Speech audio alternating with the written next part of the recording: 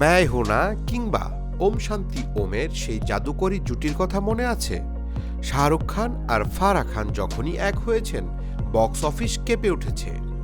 দীর্ঘ এক যুগের বিরতির পর অবশেষে সুখবর দিলেন জনপ্রিয় কোরিওগ্রাফার ও পরিচালক ফারাহ খান। আবারও মেগাফোন হাতে নিতে প্রস্তুত তিনি। সম্প্রতি অভিনেতা নকুল মেহতার সাথে এক ব্লগে আড্ডার সময় ফারাহ খান তার পরবর্তী সিনেমা নিয়ে বড়সড় ইঙ্গিত দিয়েছেন।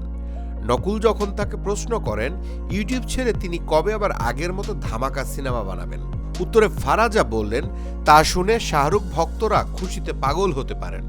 ফারাহ সাফ জানিয়ে দিয়েছেন, আমি যদি সিনেমা বানাই তবে শাহরুখকে নিয়েই করব, আর যদি শাহরুখ না থাকে তবে আমি ইউটিউব ব্লগিংই করে যাব। ফারাহ খান সর্বশেষ পরিচালনা করেছেন 2014 সালের হ্যাপি নিউ ইয়ার। এরপর দীর্ঘ 12 বছর তিনি পরিচালনার চেয়ারে বসেননি।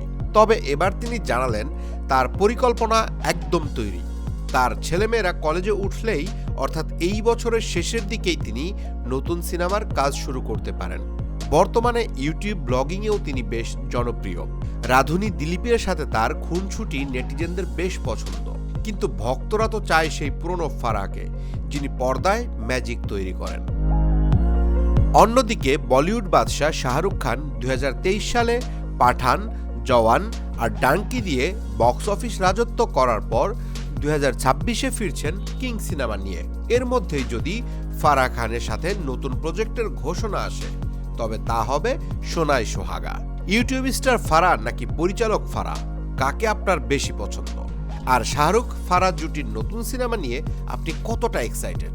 কমেন্ট করে আমাদের জানান। বলিউডের সব লেটেস্ট আপডেট সবার আগে পেতে আমাদের সাথেই থাকুন।